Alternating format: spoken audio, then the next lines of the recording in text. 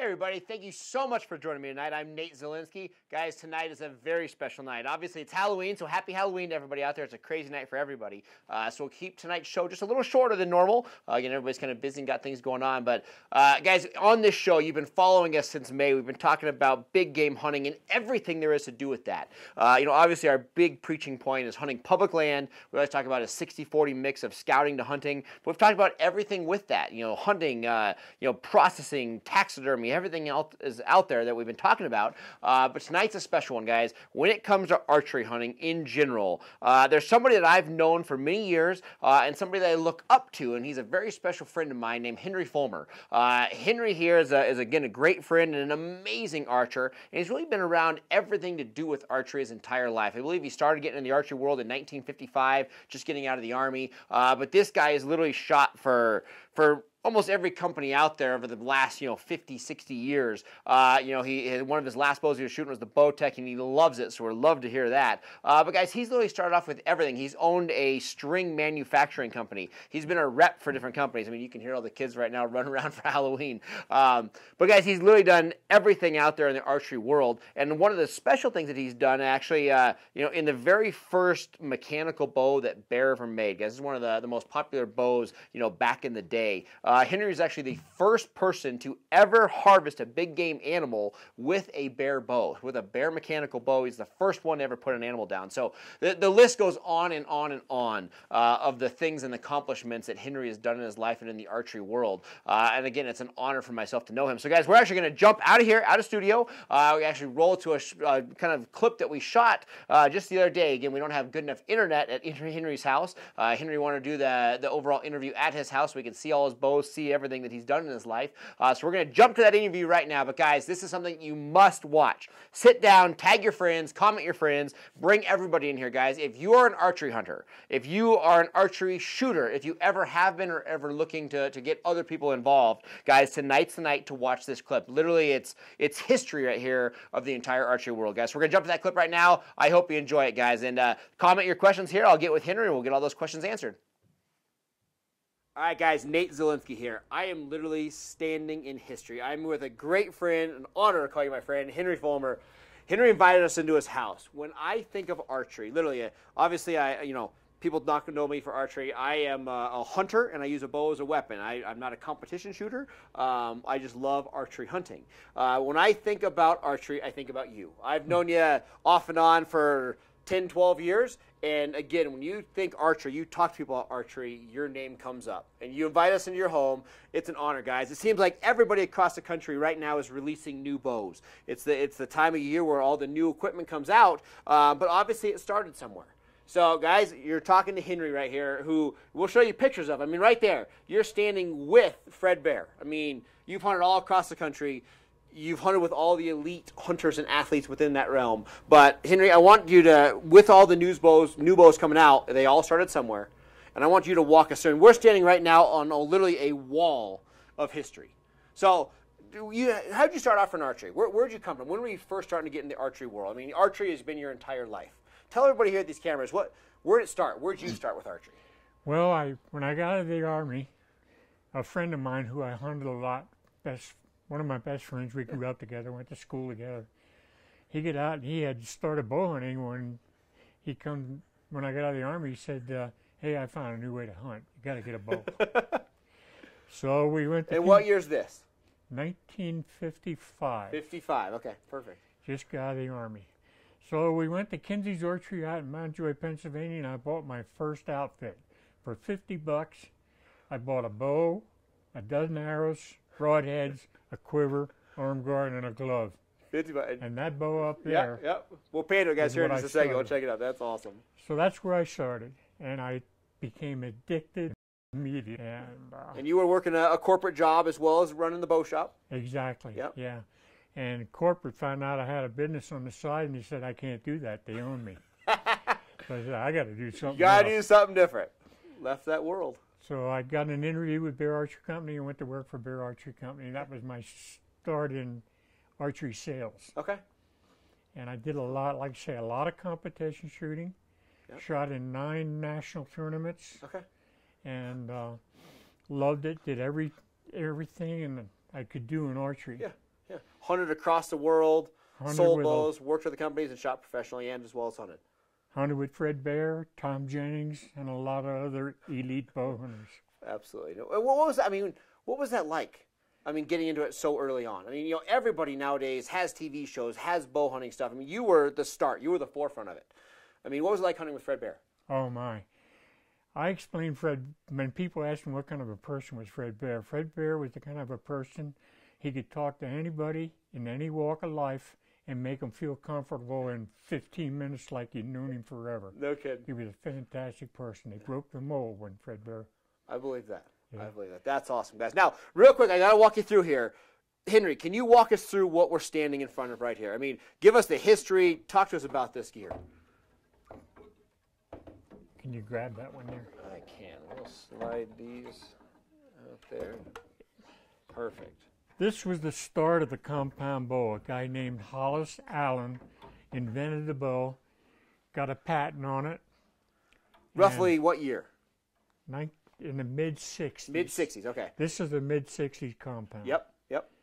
And a little history on this, because I was kind of in on the ground floor of this bow. Okay. My friend Sherwood Schock at the time was editor of TAM magazine, which later became Archery World. And that was like the forefront of the magazine world for archery. Yeah, in mid-'60s. Okay. So Tom Jennings was, he wrote articles for the magazine. Okay. Hollis Allen Yep. got a hold of Sherwood and wanted, what he really wanted was some free publicity for this bow, Yep. this new technology, Absolutely. this new thing that was I mean, gonna, guys, everything was stick and string before this, literally right here. This is it. This is the first one. Yep, first one, mid-'60s. First one. Okay. So he finally sent Sherwood a bow to his office, to the Archery World magazine office. Yep. And we took the bow, one like this, to our archery range. We shot it for a while. We were not impressed. And so Sherwood sent the bow to Tom Jennings, who made recurve bows out of California. Yep. Tom made the Smithwick Citation recurve. Tom immediately fell in love with the compound. Okay. And he bought the first license from Allen. Okay. And from there it went to this one. This was the next one. This was Tom Jennings' first compound. This was The first one Tom Jennings made. Late 60s. Okay. No kidding. And I mean, look at the wheels and the pulleys. I mean, you know, we're talking about right now shooting smart technology and, you know, cam leaned for, you know, horizontal knock travel, everything like that. I mean, I don't think we quite had that at this age. No. So the bow started taking off at that point in California. Okay. It started winning all the tournaments out there. Tom took on a partner. His name was John Williams. Okay. And John was one of the best tournament shooters in the country, and he was winning. And they go to the national tournaments, and these compounds start coming in, and they were winning. Just taking over the tournament world. Everybody at that time said, "It's never going to fly." Oh, it's not gonna stick. Compound is not going to fly. And and it keeps going from there. And from so there. for me, I just walk you through in a quick jaunt here. What this is basically the evolution of kind of where we more hit the modern age cam wheel and kind of where we slowed down with the progression. Correct? Right. This was Bear's first compound. So this is Bear's first one, the company that you were working with at the time and working throughout this adventure. Jennings was very responsible for a lot of the innovations in compound bows. Okay. The first two-wheel compound. Yep. The cable guard. Many other things. He innovated a lot of the stuff. Okay.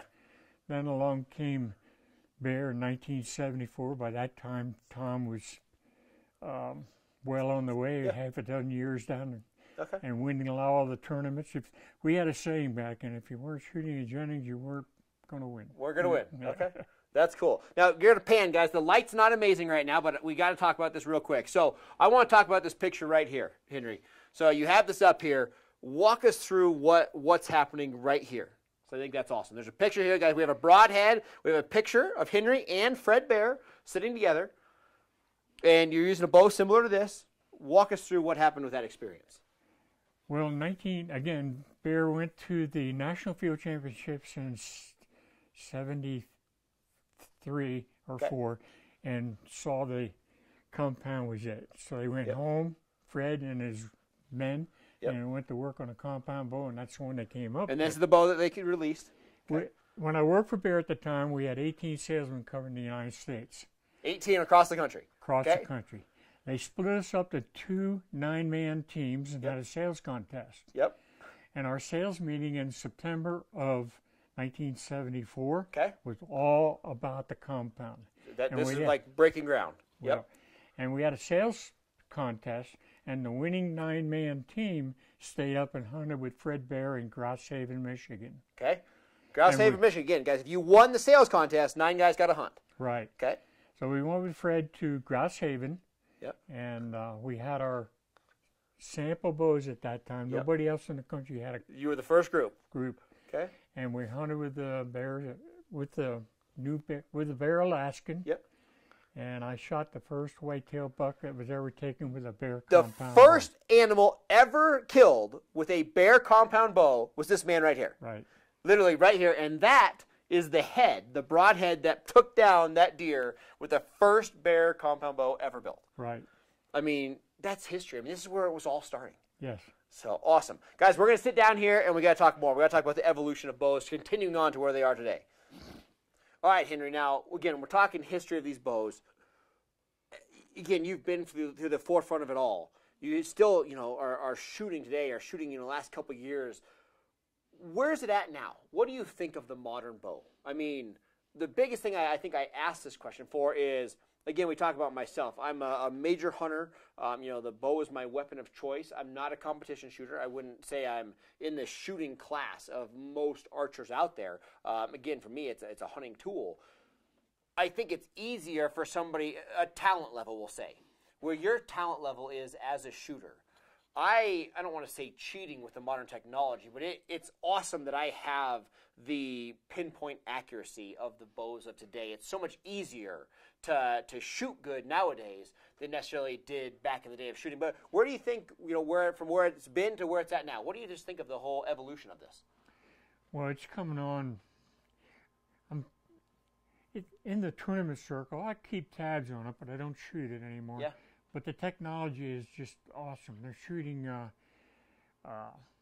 tremendous scores, perfect scores, indoors, outdoors. The technology is awesome.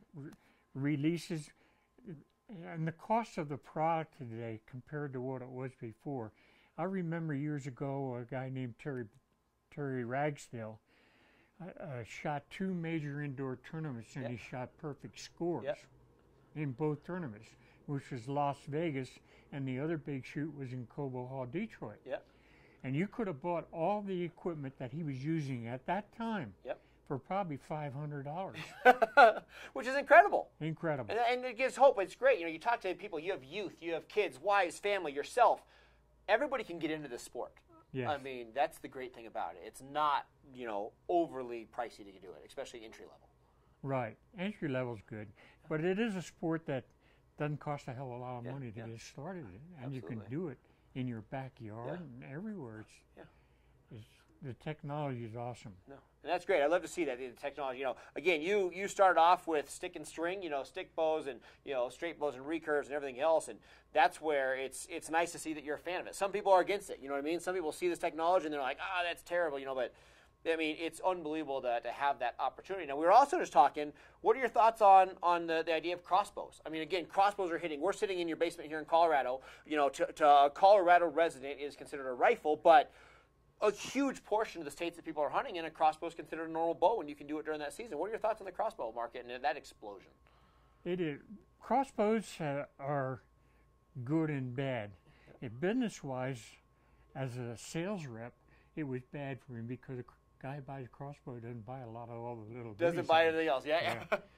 But what's happening especially in the East now, it's really taken over. And the technology on crossbows is going out of sight. There's a crossbow out there right now. Their ad says, your next rifle.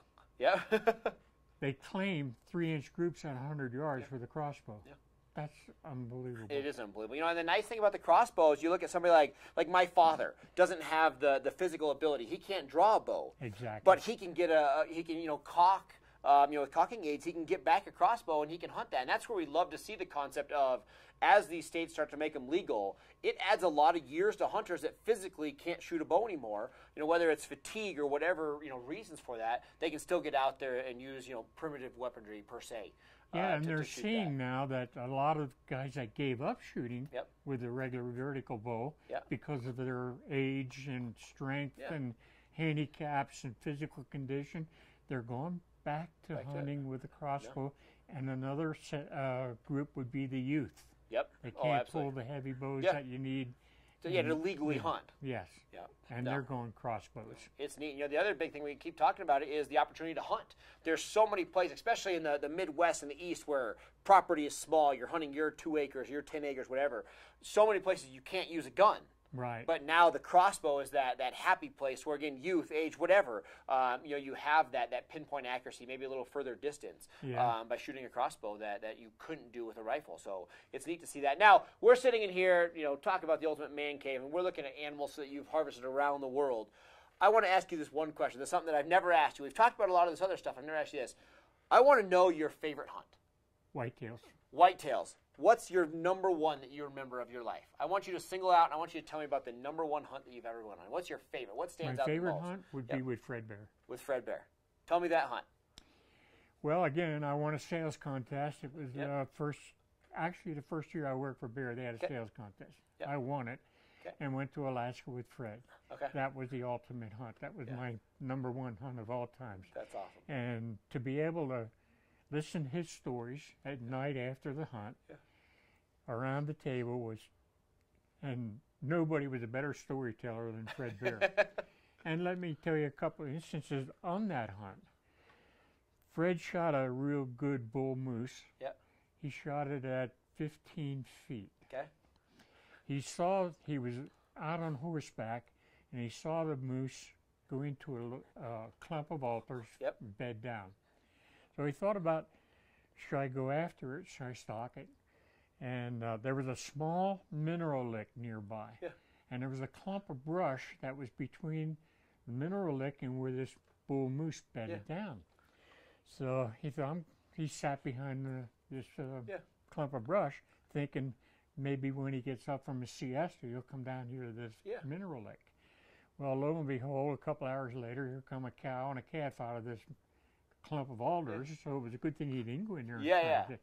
And it walked right by him within about 15 yards, and he thought, that bull's going to come down here, and he did. But as he's walking down, the rut's coming on. Every clump of brush he sees, the bull goes and clumps and tosses up in the air, and he sees this clump of brush that Fred's behind. Now, Fred's telling us his story at dinner that night. And Fred is a great storyteller. So the bull saw this clump of brush, and he comes over, and he's going to tear into this clump of brush. And he's right on the other side of the brush. He was 15 feet away. And Fred said he got up to make the shot. He says, when I got up, that bull moose eyes got that big when he saw who it was. He saw it was Fred, he got nervous. And another little story on that hunt. I shot really, really good. And prior to going on that hunt, I shot about in the high 40 pounds for a tournament. So in July, I put my tournament bows away because the hunt was going to be in September. And I got out my hunting bow, and I did a lot of stump shooting. Well, all my bow hunting life with whitetails, I just shot 50 pounds. Recurve. We're shooting recurves. So I went up. I thought, I better have something bigger for hunting moose. So I got a 60. Fred shot 65 pounds. So I got 65-pound limits for my bear takedown and practiced religiously a lot. Stump shooting, judos, and walking around. I had a 200-acre farm back in Pennsylvania, and I walk around shooting judos. And I got pretty darn good. It took me a while to get used to 65 pounds. Oh, absolutely. 65 on a recurve is a lot of weight. So anyway, on the hunt, Fred was, obviously everybody knows, was a really, really good shot. Anything under about 40 yards, he never missed. We would stump shoot. He and I'd walk around camp. You pick a shot, I pick a shot. And I didn't miss and he didn't miss up to about 40 yards. Beyond that, Yeah. we both. But one more morning, this is morning before we head out to hunt. Yeah. It was my shot, and in the camp, we'd roam around the camp. They had cut a limb off of a tree, and it was about that big where they cut the limb off. So it was my shot. I shot at that little knot, and I stepped it off later. It was 43 yards. I smack dab right in the center of that thing. Yeah. And I'm thinking, okay, you old fart, let's see what you can do to that one. He shot my knockoff. No kidding. Yeah, he was good. Talk about elite shooters, elite archers. That's you guys. That's awesome. Yeah, it was fun. Cool.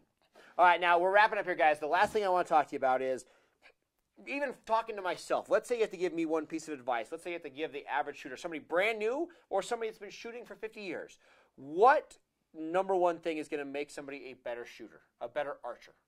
Maybe it's a better hunter. Maybe it's a better shooter. What's some advice you have for somebody out there in the archer world, somebody that has a bow and shoots a lot? Well, the first thing in learning to shoot a bow, shoot the basics, get some instructions. Yep. Go to a pro shop. Perfect. And get some basic instructions. Yep. Don't go out there by yourself. Don't listen and to learn everybody. bad habits. Right. Start out just like in any kind of sport. You start out with the basics and get some instructions. Yep. And go to somebody that knows what they're talking about. Go to a pro shop. Perfect. And that helps out. Guys, you are literally talking to the legend, Henry Fulmer. Henry, you've done it all. You're the idol to so many of us in the archery world. I can't thank you enough for opening up your home and talking to us here. I appreciate you coming in. Thank you so much. Absolutely, guys. Again, this is an honor. We're going to walk you through this. But again, history is right here. I mean, as we look forward to all these new bows, and you look at the smart technology, you look at what Bowtech's doing in the world. I mean, it all comes from somewhere, and we're sitting at history here, of the very first, mechanical compound bows. Guys, I hope you enjoyed tonight's show. What? I mean, seriously, guys, did you watch that and hear all that?